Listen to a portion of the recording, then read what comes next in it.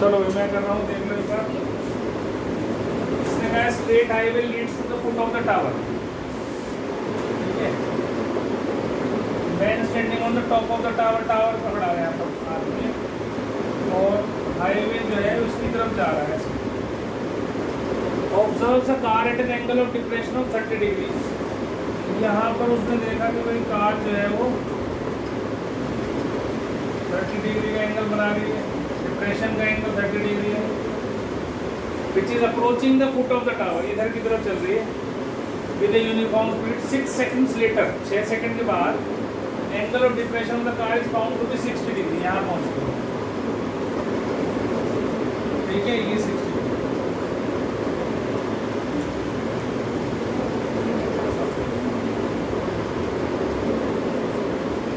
ठीक है, अब ये कह रहा है find the further time taken. Further time मतलब यहाँ 6 मिनट तो यहाँ से यहाँ तक आने में लगे, यहाँ से यहाँ तक आने में 6 मिनट लगे, है ना, 6 सेकंड लगे, 6 सेकंड लगे।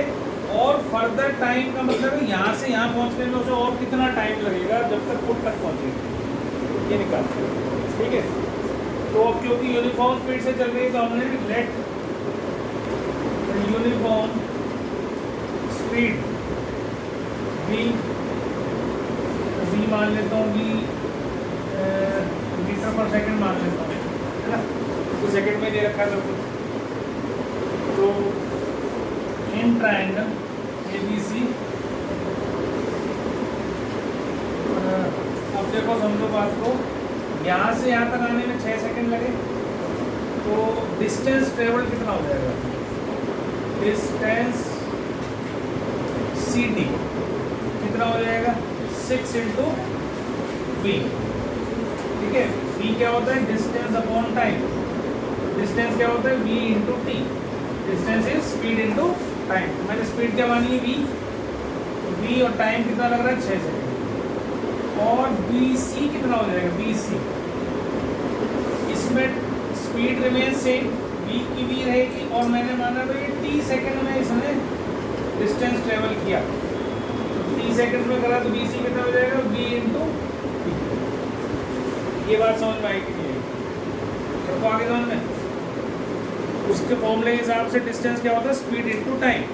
स्पीड इज कांस्टेंट, उसमें कोई चेंज नहीं, यूनिफॉर्म स्पीड है। यहाँ से यहाँ तक आने में 6 सेकंड लगे तो V इंटू 6, यहाँ से यहाँ तक आने में ना टाइम पता ना वेलोसिटी पता हमें, तो इसलिए V इंटू T, ये BC हो।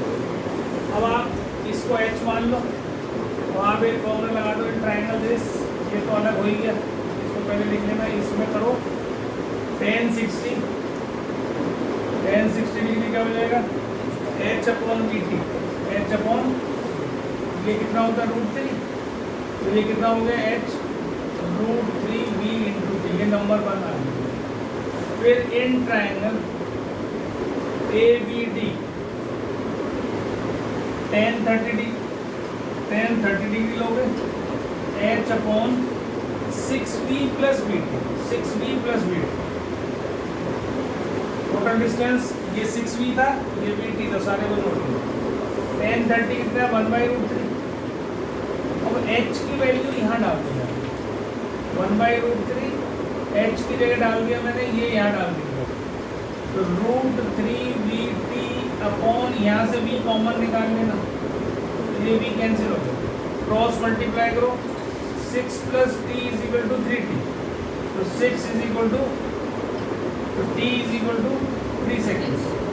थोड़ा ऊपर लिख देता हूँ, 3 सेकेंड की है, 3 आ रहा है ना, ठीक है, क्रॉस मल्टीप्लाई को यहाँ करता हूँ, 3T = 6 + T, 2T = 6, तो T कितना हो गया, 3 सेकेंड्स। तो further time taken from C to B is 3 seconds.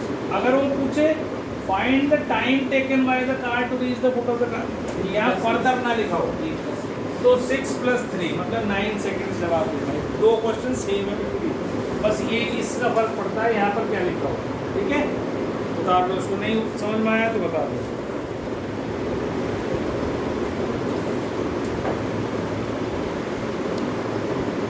एक लड़का यहाँ ग्राउंड पे खड़ा है और पतंग उड़ा रहा है ऊपर,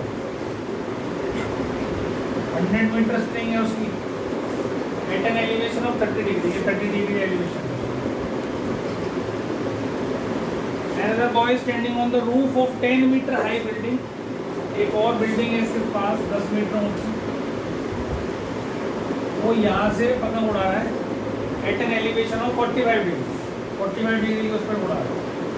both the boys are on the opposite side of both the kites, अगर इस काइट के ऑपोजिट ये है और इसकी काइट के ऑपोजिट ये है तो पतंग यहाँ चली यहाँ होगा।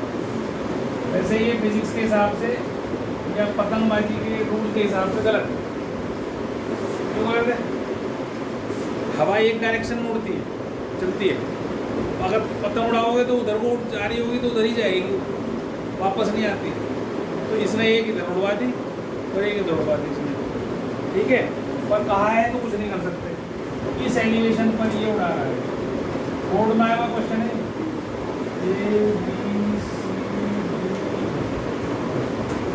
ठीक है जी।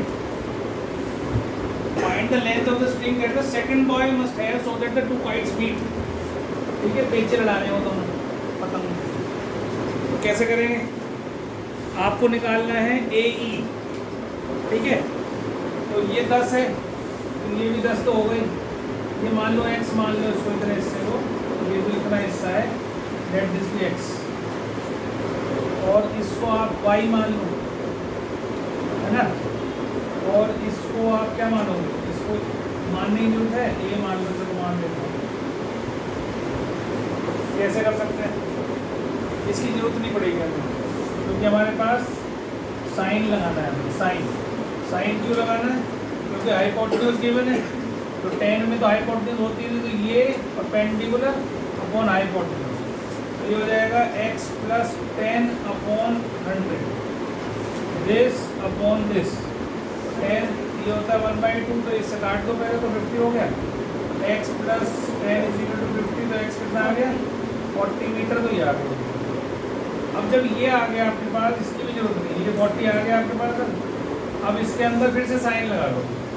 नाउ इन ट्राइंगल, ये तो था इन ट्राइंगल ABC, ये है इन ट्राइंगल AFE, इसके अंदर फिर लगाया हमने साइन 45 और perpendicular upon base, sorry hypotenuse, AE निकालना है मुझे। ये होता है 1/√2, क्रॉस मल्टीप्लाई कर दो तो 40√2 मीटर, ये इतनी लेंथ ऑफ दी स्ट्रिंग आ गई उसके पास।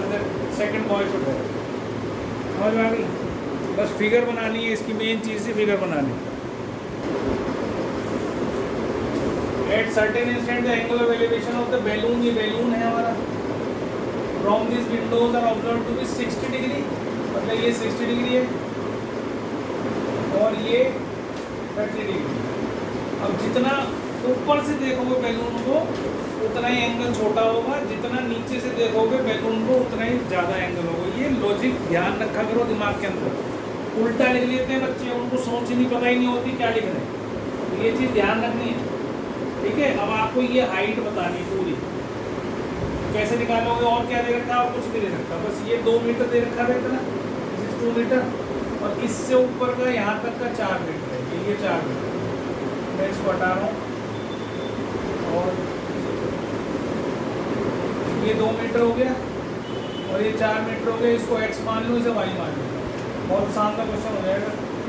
इसको y माना तो ये भी y हो गया। पहले इस ट्रायंगल में ले लो, तो यहाँ tan 30 लगाओगे, tan 30 क्या होगा? x अपॉन y, ये हो गया 1/√3, y कितना हो गया? √3x, number 1। अब इसके बाद tan 60 ले लो, ट्रायंगल वगैरह के नाम आप लिख लेना ढंग से, x plus 4 upon y, tan 60 कितना? √3, तो ये हो गया √3y is equal to x plus 4। अब इसकी वैल्यू यहाँ डाल दो, √3 into √3x is equal to x plus 4, ये 3x minus x is equal to 4, 2x आ गया 4x आ गया 2 मीटर। तो हाइट ऑफ बैलून क्या हो गई? 2 + 4 + 2, मतलब कि 8 मीटर अबव ग्राउंड के 8 मीटर ऊपर है बैलून, ठीक है। समझ में आ गया? बहुत सिंपल क्वेश्चन था। बेटा थोड़ा पैर नीचे। अब यहाँ पर हम जब स्टैटिस्टिक्स शुरू कर रहे हैं तो अब इसमें क्या क्या चीज़ हमें करनी है, तो 3 चीज़ें हमें करनी है इसमें, मीन, मीडियन और मोड। ये 3 चीज़ें आपके कोर्स में, ठीक है। अब मीन को सॉल्व करने के लिए सबसे पहले हम मीन ही करेंगे। मीन मतलब किसी भी चीज़ का एवरेज निकालना। मीन मीन्स एवरेज निकालना। मीडियन मतलब मिड वैल्यू निकालना। स्टैटिस्टिक्स में मीडियन कहते हैं मिड वैल्यू। और मोड वो होती है वैल्यू जो सबसे ज़्यादा बार रिपीट हो रखी है, जो ज़्यादा बार रिपीट होती है, दैट इज कॉल्ड मोड। तो अब इस मीन को निकालने के लिए हमारे पास 3 मेथड है। वैसे तो तुम्हारे कोर्स में 2 ही है, पर मैं तीनों कराऊंगा तुम्हें, और आप अप्लाई कर सकते हो आराम से, थोड़ा आसान हो जाता है उससे, ठीक है। इन्होंने वो एक मेथड काट रखा है, लेकिन अगर आप करके आओगे तो नंबर पूरे मिलेंगे, कटेंगे नहीं, ठीक है, उसको चिंता नहीं। एक मेथड है इसका डायरेक्ट मेथड, एक है इसको कहते हैं हम शॉर्टकट मेथड, और एक मेथड होता है इसमें स्टेप डेविएशन मेथड। ये वाला जो है लास्ट वाला इन्होंने काट दिया इसमें, स्टेप डेविएशन मेथड, लेकिन सबसे आसान यही होता है स्टेप डेविएशन को छोटा करने के लिए। अब ये मेथड जो है ना सिर्फ क्वेश्चन को छोटा करने के लिए, कैलकुलेशन आसान हो जाए इसके लिए होते हैं मेथड, ठीक है। बाकी सारे क्वेश्चन डायरेक्ट मेथड से हो सकते हैं, सारे क्वेश्चन हो सकते हैं, ठीक है। पर सारे क्वेश्चन स्टेप डेविएशन से नहीं हो सकते, सारे क्वेश्चन शॉर्टकट से नहीं हो सकते, पर इससे सारे हो सकते हैं। तो फिर ये क्यों सिखा रहे हैं? ये इसलिए सिखा रहे हैं ताकि कैलकुलेशन तुम्हारी छोटी हो जाए। थोड़ा सा लेंथ लंबी होगी क्योंकि कॉलम बनाने पड़ते हैं पूरे पूरे, लेकिन वो भी आसान है बनाने, और आसान बनाने और करना भी बहुत आसान हो जाता है। अभी मैं क्वेश्चन बताऊंगा तो आपको समझ में आएगा मैं क्या बोल रहा हूँ, ठीक है।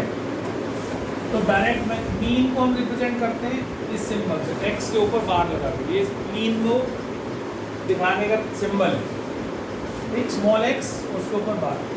अब ये क्या करते हैं, डायरेक्ट मेथड होता है F I x I, I की वैल्यू 1 से लेकर n upon summation F I, I की वैल्यू 1 से लेकर n। ये डायरेक्ट मेथड का फॉर्मूला है, ठीक है। अब ये जो i और n है, समझना इस चीज़ को, समझा रहा हूँ कि क्यों लिखते हैं। वैसे एग्जाम में लिख के आओ ना आओ तुम्हारी मर्जी, कोई कंपल्सन नहीं है उसको लिखने की, लेकिन ये एक्चुअल फॉर्मूला है ये, ठीक है। इस सिंबल का जो साइन जो मैंने बनाया है जिसको बोलते हैं समेशन, सम करना, समेशन मतलब पूरे कॉलम को ऐड कर देना, that is called summation, add कर, ठीक है। अब क्या करना है वो मैं बता रहा हूँ, समझ लो इसको। अगर आपको x और f मीन्स होता है फ्रीक्वेंसी, फ्रीक्वेंसी मतलब कोई भी नंबर कितनी बार आया है, फ्रीक्वेंसी मतलब कोई भी नंबर कितनी बार रिपीट हो रहा है, दैट इज कॉल्ड फ्रीक्वेंसी। और x वो नंबर्स हैं जिसका मीन आपने निकालना है, जिसका एवरेज निकालना है। जैसे अगर आपकी क्लास में जितने भी बच्चों के नंबर आए हैं, अगर मैं सबको ऐड कर लूँ और ऐड करके नंबर ऑफ स्टूडेंट से डिवाइड कर दूँ तो आपके पास एक मीन एवरेज आ जाएगा, नहीं मीन मार्क्स आ जाएंगे या एवरेज मार्क्स आ जाएंगे, भाई इतने मार्क्स का एवरेज आ रहा है ना। या जैसे अब हम देखते हैं हमारे इंडिया के अंदर जो मीन या एवरेज हाइट है वो 6 फीट भी नहीं है, ठीक है। 5 फुट 8 इंच 9 इंच के करीब शायद मीन हाइट, एवरेज हाइट है इंडिया में। तो इसका मतलब ये नहीं कि यहाँ पे 6 फुट का या 6.5 फुट का आदमी नहीं पाया जाता, यहाँ 6.5 फुट के भी हैं, 7 फुट के भी हैं, है ना, 7 से भी ज़्यादा हो सकते हैं, और एक आध तो निकल आए, लंबे भी हैं। लेकिन अगर हम सबका एवरेज निकालें तो हम कहेंगे भाई यहाँ का आदमी का एवरेज हाइट 5.8, 5.9, 5.10 जितनी भी आती है वो है। अगर बाहर चले जाओ, रशिया चले जाओ, वहाँ सारे लंबे लंबे हाइट के लोग मिलते हैं। और दूसरी बहुत कंट्रीज हैं जहाँ लंबी लंबी हाइट के, जैसे तुम देखते हो जो नीग्रोज हैं, नीग्रोज तो नहीं कहूँगा, जितने भी काले लोग हैं, ब्लैक पीपल जितने भी हैं, तो जितने भी अफ्रीकन्स हैं वो सारे वेल बिल्ड होते हैं और लंबे लंबे होते जाते हैं। तो वहाँ एवरेज हाइट ज़्यादा है। इसका मतलब ये नहीं कि वहाँ पे छोटे लोग नहीं हैं, वहाँ छोटे भी, लेकिन एवरेज उनका ज़्यादा, उनकी एवरेज हाइट 6 फीट से ज़्यादा। समझ में आ गई मेरी बात? एवरेज निकालने के लिए आपके पास दो चीज़ें मिलेंगी तुम्हें, एक तो x मिलेगा और एक f मिलेगा। अभी फिलहाल डायरेक्ट मेथड के लिए तो जैसे मान लो मैं इसको लिख दूँ 1 2 4 5 7 9, मान लो ये लिख दूँ, और फ्रीक्वेंसीज की मान लो ये 5 4 3 2 6 1 ऐसे लिख दो। तो हमारी कुछ भी दे दिया मैंने, इसका कहा कि इसका एवरेज निकालो। वैसे नॉर्मली हम क्या निकालते हैं, नॉर्मली हम क्या करते हैं, सबको ऐड करते हैं और डिवाइडेड बाय नंबर। मीन तो पढ़ा है छोटी क्लास में तुम लोगों ने, एवरेज या मीन कैसे निकालते थे, सारे नंबर्स को सबको ऐड करा और नंबर ऑफ टर्म से डिवाइड करा, तो दैट इज कॉल्ड मीन। अब यहाँ पर एक जो है वो 5 बार आ रहा है, तो या तो मैं एक को 5 बार ऐड करूँ पहले, है ना, फिर 2 को 4 बार ऐड करूँ कैलकुलेटर पर, और फिर उनको देखूँ मैं ये कितने लोग हैं, कितनी बार आ रही है कोई चीज़, नंबर ऑफ टर्म्स। या तो मैं ऐसे लिखूँ इसको, भाई 1 को मैंने 1 2 3 4 5 बार लिख लिया, 1 2 इसको लिख लिया 4 बार, 2 को इसको ऐसे लिखता हूँ, ये 2 2 2 2 4 4 4 5 5 और 7 7 6 हो गया, और 9 एक बार। या तो इनको ऐसे फैलाऊँ मैं और फिर सबको ऐड करूँ और फिर इनकी काउंटिंग करूँ और डिवाइड करूँ, तो मीन आ जाएगा। यही तो मीन में निकालते हैं कि sum of all the terms divided by number of terms, that is called mean. ठीक, लेकिन अब हमें क्योंकि इससे अच्छा क्या है कि भाई इसे 1 1 1 1 को आपने 5 बार लिखा है, अगर मैं 1 × 5 कर दूँ तो सबको ऐड ना करूँ, इसका मतलब क्या है, एक को 5 बार। ऐसे ही इसको क्या करूँ, 2 को 4 से मल्टीप्लाई कर लूँ, इसको क्या करूँ 4 को 3 से मल्टीप्लाई कर लूँ, 5 को 2 से कर लूँ, और 7 को 6 से कर लूँ, और 9 को 1 से कर लूँ।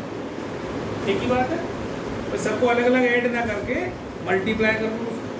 तो मल्टीप्लिकेशन आसान है, तो ये होगी 5, ये होगी 8, ये होगी 12, ये होगी 10, ये होगी 42 और ये होगी 9। अब इन सबको ऐड कर दूँ और नंबर ऑफ टर्म्स या तो ऐसे काउंट करूँ या ऐसे काउंट कर लूँ, भाई कितने 5 5 और 4 9 9 और 3 12 12 और 2 14 14 6 20 20 और 1 21 से डिवाइड कर दूँ। अभी मैंने क्या किया, मैंने 1 को 5 से मल्टीप्लाई करा, 2 को 4 से करा, 4 को 3 से करा, 5 को 2 से मल्टीप्लाई करा, 7 को 6 से करा, 9 को 1 से करा, यही कर रखा है ना। तो ये फॉर्मूला बन गया मेरा FI/XI। अब I क्या है यहाँ, I है जो I मीन्स नंबर। इसका मतलब क्या है, इसका मतलब समझ रहा है क्या मतलब है, इसका मतलब है F1x1 पहली फ्रीक्वेंसी और पहला नंबर मल्टीप्लाई करा, plus F2x2 plus F3x3 plus F4x4 plus कितने नंबर थे, 1 2 3 4 6 थे, F5x5 और F6, इन सब का सम है, ये शो करता है। ये यहाँ I को पहले 1 डाला मैंने तो ये आ गया 1, फिर I को मैंने 2 डाला तो ये आ गया 2, फिर I को मैंने 3 डाला। समेशन का मतलब ऐड करता जा रहा हूँ सबको, और यहाँ कौन सा नंबर लिखना है, जितनी टर्म्स हैं 1 2 3 4 5 6, तो मैंने यहाँ पर क्या लिखा 6, तो ये कहाँ तक गया देखो F6x6।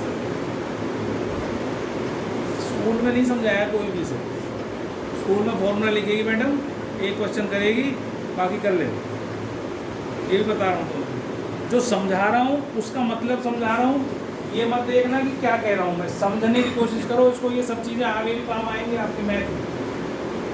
अलग अलग फील्ड्स में जाओगे, बहुत सारी चीज़ें, डाटा एनालिसिस में भी जाएगा कोई ना कोई, स्टेटिस्टिक्स वाला भी कोई, कॉमर्स का भी बच्चा होगा कोई, कहीं ना कहीं जाएगा ही, फंस जाओगे जाकर आप। ठीक है, मेरा बेटा तो केमिस्ट्री से BSc कर रहा था, उसको स्टैटिस्टिक्स करा रहे थे वो, एक सेमेस्टर में पूरी स्टैटिस्टिक्स थी। तो इसलिए कहाँ फंसाएंगे तुम्हें कुछ नहीं पता, क्योंकि सारी फील्ड सब जुड़ी हुई हैं आपस में। अब किसी डाटा को एनालाइज करना है आपको, तो उसमें ये स्टैटिस्टिक्स ही लगती है। बस एक आर्ट्स का फील्ड ऐसा है जिसमें हिस्ट्री, सिविक्स, ज्योग्राफी, साइकोलॉजी पढ़ते हो आप, सोशियोलॉजी पढ़ते हो, उसमें किसी चीज़ की जरूरत नहीं होती मैथ की। इसके अलावा कॉमर्स में चले जाओ, बायोलॉजी में चले जाओ, बायोलॉजी में फंसा देंगे, कोई ना कोई फील्ड ऐसा आ जाएगा, बायोलॉजी में भी तुम मैथ लगा लोगे, क्योंकि डाटा को सब एनालाइज करना है, डाटा का ही ज़माना है आजकल। जिसके पास डाटा जितना ज़्यादा उतना ही ज़्यादा अमीर। समझ में आ रही मेरी बात? तो इसको समझना चाहिए। एफ आई एक्स आई मतलब क्या समझाया मैंने और इसका मतलब क्या समझाया मैंने। अब तुम नहीं लिखोगे फॉर्मूला, ऐसे लिख दोगे तो कोई टीचर तुम्हारे को नहीं काटेगा। पता है कि भैया बच्चे को नहीं पता होगा, टीचर नहीं समझाते। ऐसे लिख के आओगे तो भी नंबर नहीं कटेंगे तुम्हारे बोर्ड में भी नहीं कटेंगे। स्कूल वाली तो काटेगी ही नहीं, ठीक है ना, वो तो वैसे ज़बरदस्ती दे देते हैं। एफ आई एक्स आई का मतलब लिखना ये चाहिए तुम्हें। और नीचे क्या है, इसका मतलब क्या है? इसका मतलब है F1, F2, F3, F4, F5 सबको ऐड कर देना, इस पूरे कॉलम को ऐड कर देना। इसका मतलब ये है, मतलब आई को पहले 1 डालूंगा तो पहली फ्रीक्वेंसी, 2 डालूंगा प्लस दूसरी फ्रीक्वेंसी, तीसरी फ्रीक्वेंसी, चौथी फ्रीक्वेंसी, पांचवी, छठी, जितनी भी फ्रीक्वेंसी। ये मतलब है इस फॉर्मूले का, ये डायरेक्ट मेथड। इससे सारे क्वेश्चन हो सकते, सारे, ठीक है। लेकिन अभी हम ये वाला मेथड भी सीखेंगे, फिर ये भी सीखेंगे, तो दोनों मेथड उसको छोटा कर देंगे। अब कई बार क्या होगा, जैसे यहाँ पर x और f है, अब यहाँ पर x जो है वो ऐसे आ गया और यहाँ पे आ गया। अब ऐसे ही नंबर सारे आ गए, कितने तेज कैलकुलेट करोगे, क्या करोगे ऐसे नंबर्स को? इसमें 3-3, 4-4 डिजिट की कैलकुलेशन आ गई। डायरेक्ट मेथड ही लगाना होगा तो क्या करोगे, इसको इससे मल्टीप्लाई, फिर इसको इससे मल्टीप्लाई, फिर इसको इससे मल्टीप्लाई, फिर उसको ऐड करो। तो मेरे को लगता नहीं क्लास में एक भी बच्चा, तुम्हारी में क्या कभी भी होता है जो इतने बड़े बड़े क्वेश्चन को एक बारी में सीधा सॉल्व करता है, कहीं ना कहीं कैलकुलेशन मिस्टेक करेगा। कैलकुलेटर दे दोगे तो जल्दी कर लेगा, अगर वैसे करने बैठोगे तो शायद 1 घंटे में ये क्वेश्चन ही पूरा ना करो। उससे बचने के लिए ये मेथड आता है शॉर्टकट, ठीक है, अब सिखाऊंगा। और फिर बहुत सी जगह क्लास इंटरवल्स होते हैं। क्लास इंटरवल समझते हो सब, 0 से 10, 10 से 20, 20 से 30, उसके लिए ये स्टेप डिवीजन मेथड बना। तो ये तीनों मेथड जरूरी हैं। ये डायरेक्ट मेथड सब में लग जाता है, जिसमें शॉर्टकट मेथड लगा है उसमें भी डायरेक्ट लगा सकते हो, स्टेप डिवीजन वाले में भी डायरेक्ट लगा सकते हो, लेकिन थोड़ा लंबा हो जाता है, बस इतना, ठीक है। और बहुत से बच्चे ऐसे भी हैं जो ये नहीं समझना चाहते, तो उनको जो है कुछ नहीं कर सकता मैं, वो डायरेक्ट मेथड ही लगाते सब में और क्वेश्चन को गलत करके आते 100%। गलती होनी है इसमें, चाहे मैं 2 डिजिट की 2 डिजिट भी दे दूँ ना, यहाँ भी 2 डिजिट और यहाँ भी 2 डिजिट, फिर भी गलती कर जाओगे। तो इसलिए बाकी इच्छा तुम्हारी, मैं सारी चीज़ सिखा रहा हूँ, तुम क्या लगाओगे, तुम्हारे में कितना दिमाग है, कितना तुम चैलेंजेस को लेते हो, ये तुम्हारे ऊपर, मेरे हाथ में उसका कोई रोल नहीं है, ठीक है। तो पहले तो ये फॉर्मूला उतार दो, ये फॉर्मूला उतार दो पहले डायरेक्ट मेथड का, जो मैंने लिखा है।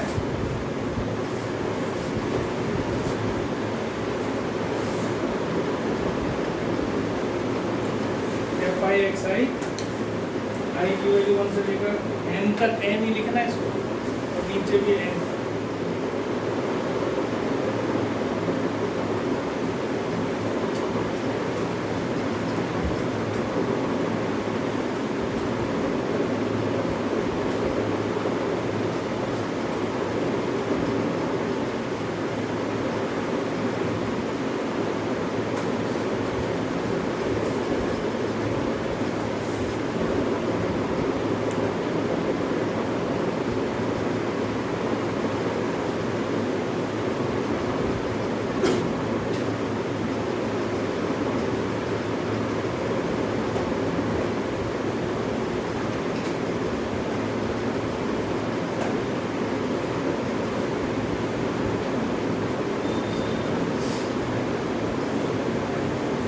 अब इसका मीन वेट निकालना, 12 स्टूडेंट्स दे रखे हैं उसने, तो आप इसको ये वेट है, इसका एवरेज निकालना है। तो यहाँ लिख लो x, यहाँ लिख लो f, तो ये 67, 70, 72, 73, 75 और f दे रखा है 4, 3, 2, 2, 1। अब ये वैल्यू, ये तो 2 डिजिट में है लेकिन ये सिंगल में ही है, तो इसलिए डायरेक्ट मेथड लगाना आसान है, इसके अंदर कोई दिक्कत नहीं है, ठीक है।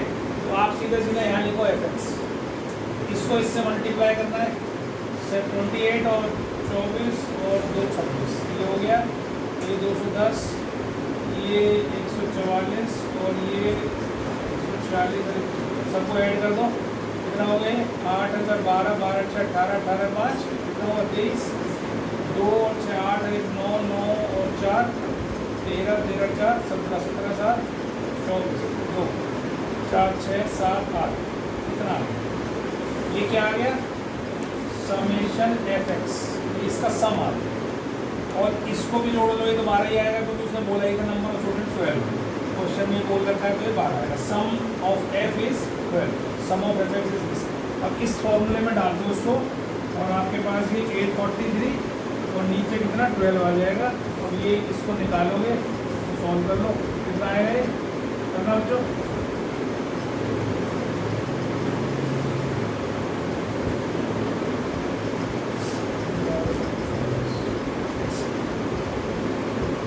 आ जाएगा 70.2 kg एवरेज वेट हो गया। अब किसी का 67 भी था, 70 भी था, ठीक है, और ये ज़्यादा भी था, लेकिन एवरेज वेट आया 70.2। तो आपको वन से लेकर जितने भी नंबर है 5 तक,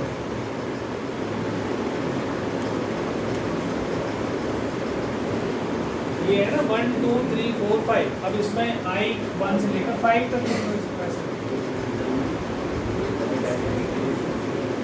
आगे समझ में नहीं।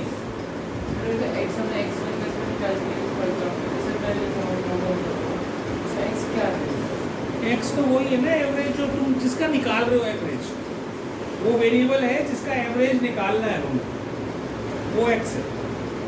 एफ तो रिपीट हो रहा है, वो कितनी बार कोई चीज वो है।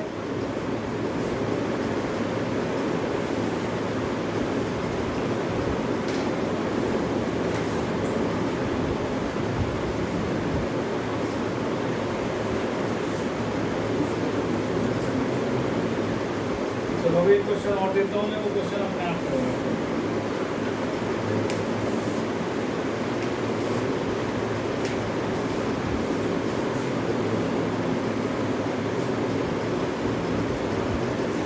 वैल्यू डाल देना बस, खाली मैंने इसलिए डाल दिया। समेशन ऑफ एक्स यहाँ लिखा हुआ है, कौन समेशन है, मीन का फॉर्मूला जरूर लिखना है। अगर फॉर्मूला लिखे बिना डालोगे तो नंबर कट जाएंगे। ये भी ध्यान रखना कि कोई भी अगर आपको क्वेश्चन करना है तो आपको फॉर्मूला लिखना जरूरी है। अब देखो एक्स दे रखा है इसमें और एफ दे रखा है, तो ये सब अपने अपने आप करेक्ट करते हैं।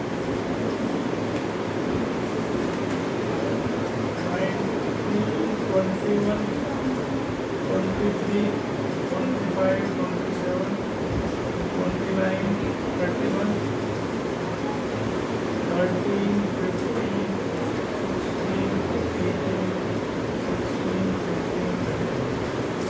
चलो मीन निकाल के दिखाओ जल्दी से, देखता हूँ कितनी कैलकुलेशन फास्ट है तुम्हारी। अब हम कर रहे हैं इसको शॉर्टकट मेथड से, या हम इसको स्टेप डेविएशन मेथड से भी कर सकते हैं। अभी मैं शॉर्टकट मेथड सिखा रहा हूँ, ठीक है, शॉर्टकट मेथड। अब फॉर्मूले थोड़े से अलग हैं इसके, तो इसलिए देख के बच्चे को ये लगता है कि भाई क्या लिख दिया सब ने।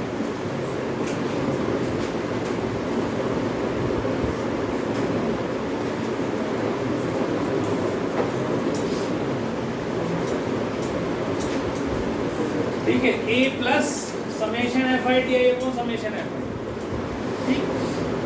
अब ये d क्या है, पहले लिखने से पहले सीख लो इसको, पेन को रख दो नीचे और सीखो इसको क्या कह रहा हूँ।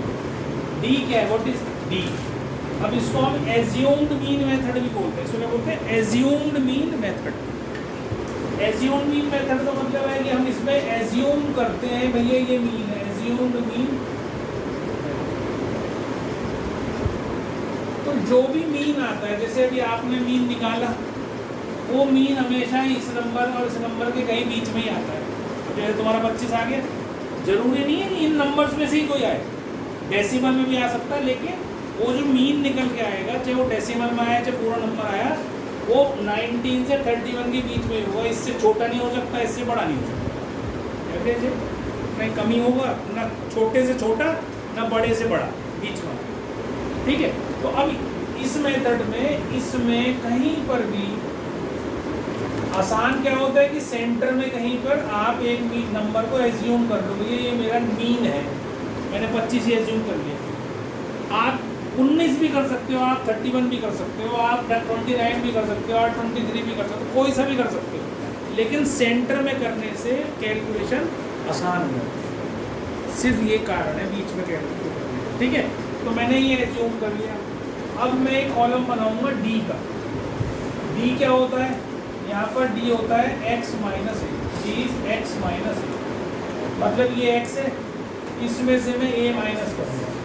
तो पहले 19, अच्छा अब समझो यहाँ पर तो इनके बीच में बराबर बराबर डिफरेंस है। इसमें एक मेथड और जो स्टेप डेविएशन मेथड है वो और भी छोटा कर देगा इसको, वो और भी छोटा कर देगा। लेकिन अभी क्योंकि हम शॉर्टकट ही सीख रहे हैं तो शॉर्टकट ही कर रहे हैं हम।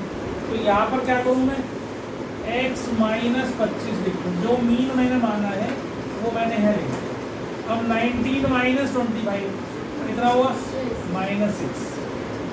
छोटे नंबर में से बड़ा नंबर माइनस करना है तो नेगेटिव, इसमें से -4, इसमें से -2, इसमें 0, इसमें 2, इसमें फिर से 4, इसमें फिर से 6।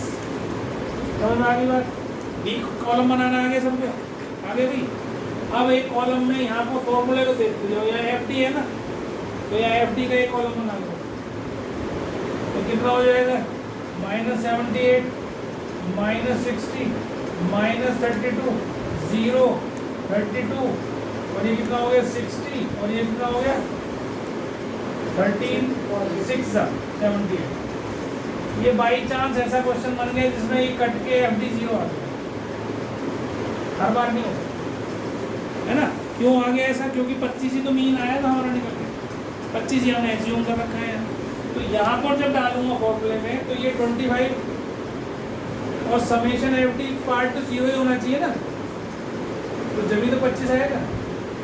एक्स कितना आ गया मेरा, लेकिन क्या है देखो ये कैलकुलेशन छोटी हो गई और ये एफ डी भी चाहे अब यहाँ तो सब कुछ कट के 0 बन गया, पर ये एफ डी भी क्या होगा, छोटा सा नंबर आएगा, क्योंकि कुछ नेगेटिव नंबर्स आएंगे, कुछ पॉजिटिव नंबर आएंगे। जब उनको एडिशन सब्ट्रैक्शन करोगे तो एफ डी छोटा सा नंबर बन जाएगा और कैलकुलेशन हमारी आसान होगी।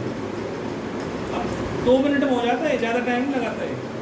और अगर इसको और स्टेप डेविएशन मेथड पे जाना है और छोटा हो जाएगा, ठीक है। और छोटा कैसे हो जाएगा वो भी सीख लो, बता देता हूँ।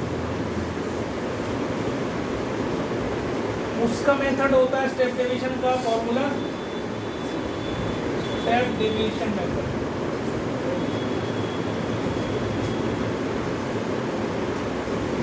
ये फॉर्मूला होता है a plus summation fi ui upon summation fi into h। ठीक है, ये 3 फॉर्मूले हैं, ये कंपलसरी करने होते थे, ये अभी भी कंपलसरी करना होता है। वो क्वेश्चन में आपसे कह सकते हैं कि शॉर्टकट मेथड से करो या एज्यूम मेथड से करो, ये कंपल्शन नहीं है कि कोई तुम्हें कि भाई ये किसी से भी करो, इस बात की वो नहीं है। लेकिन वो क्वेश्चन बनाने वाले के ऊपर है, क्योंकि उन्हें दोनों मेथड सिखाने हैं आपको, तो वो कह भी सकता है डायरेक्टली कि शॉर्टकट मेथड से कर देगा, तो सीखना जरूरी है। ये तुम्हारे लिए ऑप्शनल है, ये ऑप्शनल है, लेकिन ये सबसे आसान करने वाला है। अब क्यों करने वाला है आसान, u क्या होता है, d क्या था यहाँ पर, d क्या था x माइनस है। अब अगर मैं इसको h से डिवाइड कर दूँ, h मीन्स इनके बीच का डिफरेंस, या क्लास इंटरवल में होता है 0 से 10, 10 से 20, 20 से 30। यहाँ भी देखो बराबर डिफरेंस आ रहा है, दो सब में 2 का डिफरेंस। तो अगर मैं d की जगह u निकालूँ तो u क्या होगा, देखो u क्या हो जाएगा, ये d अपॉन 2, डिफरेंस कितना है दोनों में, 2, तो ये और 2 से डिवाइड हो जाएगा और छोटा होगा। अब इससे कैलकुलेशन करना और आसान हो, अब छोटे नंबर आ गए और। लेकिन u कहाँ लगाया जाता है, ये मेथड कहाँ लगता है, ये केवल 2 जगह मेथड लगा सकते हैं, या तो x के बीच में बराबर डिफरेंस हो, जैसे यहाँ दिख रहा है 2 के डिफरेंस पे आ रहे हैं, या क्लास इंटरवल, जब ही स्टेप डेविएशन मेथड लगाया जाता है। नहीं तो अगर और बड़े नंबर हो तो शॉर्टकट मेथड लगाया जाता है, और छोटे छोटे नंबर हो तो डायरेक्ट मेथड लगा। समझ में आ गई बात? तो ये तुम्हें डिसाइड करना है कि कौन सा मेथड आप चूज करना चाहते हो। अभी तो खाली क्वेश्चन है, अभी मिसिंग फ्रीक्वेंसी वाले क्वेश्चन आएंगे इसमें। एक मिसिंग फ्रीक्वेंसी हो गई तो उसको निकाल के दिखाओ, फिर 2 मिसिंग फ्रीक्वेंसी होगी उसे निकाल के दिखाओ। वहाँ ये बहुत अच्छा काम करता है स्टेप डेविएशन, वहाँ छोटा कर देता है क्वेश्चन। समझ में आ रही है? तो ये तीनों मेथड बेटा बहुत ज़रूरी है।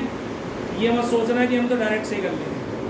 डायरेक्ट से वही बच्चा करता है जिसके पास और कोई काम नहीं होता और टाइम उसे पूरा करना होगा। 3 घंटे तो बैठना ही है ना, तो बैठ के अपना कैलकुलेशन करता है और उसमें भी गलती कराएगा, पक्की बात है।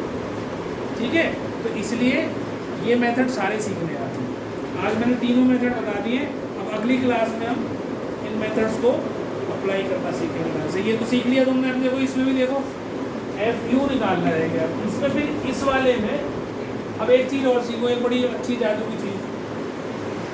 ठीक है, अब U निकालना है बाद में, और ये सब क्वेश्चन में होगा, ऐसा नहीं है कि एक क्वेश्चन में होगा। अगर मेरे को U निकालना है मतलब मुझे पता है भाई इसमें स्टेप डेविएशन मेथड लग सकता है।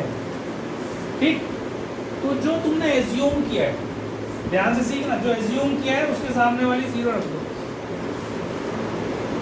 0 ही आएगा। यहाँ पर क्या था, x माइनस 25/2,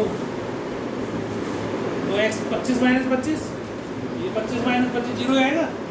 ऊपर लिखो -1 -2 -3, यहाँ लिखो 1 2, नंबर लाइन बन गई तुम्हारी। नीचे की तरफ बढ़ती है, ऊपर की तरफ कम होती है। आँख बंद करके करो, कोई कैलकुलेशन करने की जरूरत नहीं, ऐसे ही हो जाएगा फटाफट। अब ये मल्टीप्लाई करोगे FU तो -39 -30 -16 0 16 30 और 39। अब ये आंसर आ गया 0। जब इस फॉर्मूले में डालोगे तो ये ही 0 है, तो आगे वाला पार्ट तो सब 0 ही होगा। ये कितना आ गया 25।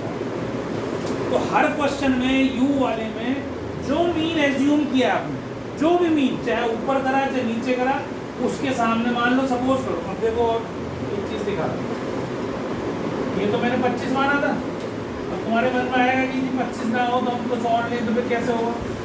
देखो, मान लो मैंने इसको एज्यूम नहीं करा, मेरा मन कर रहा है मैं तो इसे एज्यूम कर लूँ, मैंने इसे एज्यूम कर लिया। इसके सामने वाला 0, इसके ऊपर वाला -1 1 2 3 4 5 है ना। FU निकालो, -13 0 16 36 48 60 और 65। अब देखो एक पहली बात तो ये ऐसा करने से कैलकुलेशन बढ़ गई तुम्हारी, बढ़ गई कि नहीं बढ़ गई? पहले तो कट के 0 हो गई थी, अब यहाँ 0 नहीं आएगा ये। अब देखो क्या आएगा, 8 से 14 14 6 20 और 5 25 और 6 6 12 12 4 16 16 3 19 और 20 20 और 2 22 225 तो ये हो गया। 13 माइनस कर दो, तो 212 आ गया। ठीक है, अब इस फॉर्मूले में डालो। आपने 21 एज्यूम किया था, ये 212, ये कितना 106 और H मीन्स इनका डिफरेंस 2, तो ये इससे कट के डबल हो गया। 21 + 4 कितना आ गया? आंसर फिर भी 25 ही आएगा।